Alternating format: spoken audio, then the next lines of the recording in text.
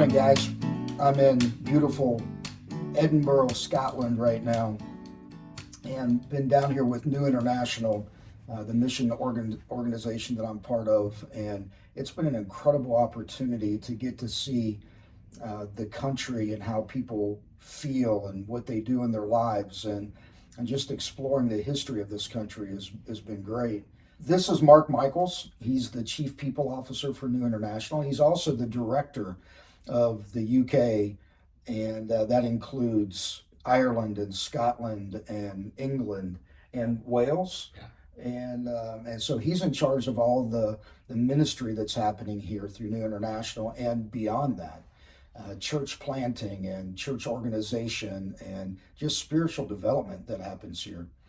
And as we've been able to see what he's been doing as he's interacting with these missionaries through this moment that we've had here in Scotland, it's a pretty incredible story. And Mark, why don't you kind of give us a background on what's happened here? Sure. in the UK? Sure. So, if you look back, the UK, and then specifically here in Scotland where we are, there's a great spiritual history here. A history of Christianity, church doing incredible things. In fact, just over 100 years ago, you have Scotland being pretty much almost 100% Christian, and so much so that they chose Scotland, and actually Edinburgh, Scotland, to be the place of the very first ever missionary conference, where Western countries where Christianity was growing and going strong came together, and that includes the US, came here, met to think, to pray, and then to send out people all over the world. And they had the goal, and they truly thought it was doable because of how strong Christianity was in all these places, that they could win the world for Christ, just in a matter of a few years. But what's interesting and sad is if you look at just over the course of those 100 years, how things have changed here so drastically. It went from being, I would say, more than predominantly a vast majority Christian nation. And you still see evidence of that all over. As you walk around the city, the buildings reflect, things that are carved into them, or little statues, whatever, that show that spiritual history, that deep Christian faith. But just over the 100 years, there was a poll done just a few years ago by a large Christian organization, largest poll that they'd ever done. And they determined that, based on their definition of an evangelical Christian, that Scotland was less than 2% Christian. Wow. So just in that 100-year period, you see this drastic change. And, in missions world, when you get under 2%, that's considered an unreached people group. And so, yeah, it's been a drastic change, but there are good things happening, and you can definitely see God at work here, though. So tell me some of the ways that some of the new church planters, new missionaries that we've brought over, what are they doing? What are some of the results of what they're doing? Sure. One of the things that we, philosophically and just in practical terms, we realize that God is already here, God's at work, and there are incredible leaders doing pioneering work and amazing stuff. And so what we have strived to do is to find places where God is at work, and then bring Americans who feel called to Scotland or the UK or Ireland, wherever, to come and work alongside them.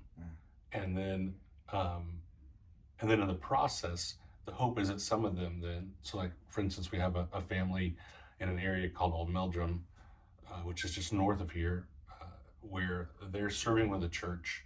But the hope is that then after a few years, they'll get to the place where they have learned the culture enough, and they've, begun to develop enough skills here that they can then go and start a new church. And so that's the idea, is to come alongside national leaders, find your place, and then as you begin to grow in your own faith and you grow in understanding the culture, then to kind of find your permanent place. Does that make sense? Yeah, absolutely. I love some of the things that I've heard about what I would call real discipleship. Things that we have gotten away from, or we've forgotten in the States. Tell me about some of those things happening. Sure. Well, great discipleship obviously starts with relationship, you know. And so one of the things you have to overcome as you come when you come to new places, you have the culture of a new country, but then you also have a culture where you as a Christian are engaging with people who are 2 or 3 or maybe more generations removed from any contact with the church. And so those things take time. And you know, sometimes we think of discipleship as starting with like, we're going to go through this book together, but really discipleship starts the moment you begin doing life with somebody. Yes. And so we've been really encouraged to see those things begin happening. And the thing you need to realize here too in Scotland is, as far as New International is concerned, we're a relatively new organization here. 3 years ago, we had our first family move to Northern Ireland. And then since then, over the course of this last year and a half, we now have 14 of us here together, soon to be 15. So, you know, people have been here a short time, but it's incredible to see the relationships that they're already building. So you have some creative things, like there's a couple here in Edinburgh who do a game night, and they were telling me the other day they have a lady that comes 2.5 hours on the bus because she's found a place where she said it's the first time in years that she's felt safe, she's felt accepted and loved. And so she comes down, spends the night with a friend, just to be able to participate in a game night. And so they have that relationship, developing, and developing relationships in the pubs and being part of men's groups that meet and have these, ongoing discussions. We've got a guy whose father was in the volunteer fire department, so he just showed up at the volunteer fire department here in Scotland where he lives, and now has an incredible relationship with men there, where they're showing up at men's nights that he's throwing and developing relationships, friendships, and then those then go from those party type atmospheres to now he's able to meet with them and have deeper conversations with them. Yeah. I think in the United States, we've really gotten away from that. And the church has been more about programming and bigger events instead of focusing in on relationship.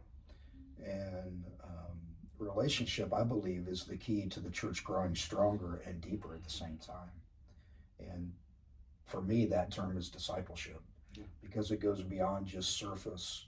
It goes into meeting needs, and it goes into knowing what's happening in someone's life, and then being Jesus to them. And so I see that happening around the several couples that I've talked to this week that are impacting this culture. And they don't even realize how much they're impacting this culture.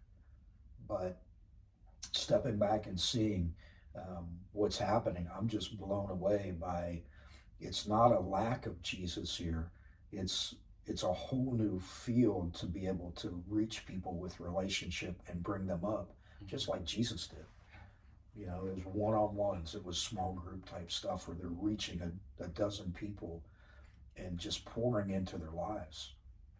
And I think the more people know about this globally, that church can happen like this. It doesn't happen by the poll saying it's whatever, the church is dead in Europe, because these little movements everywhere are happening with individuals.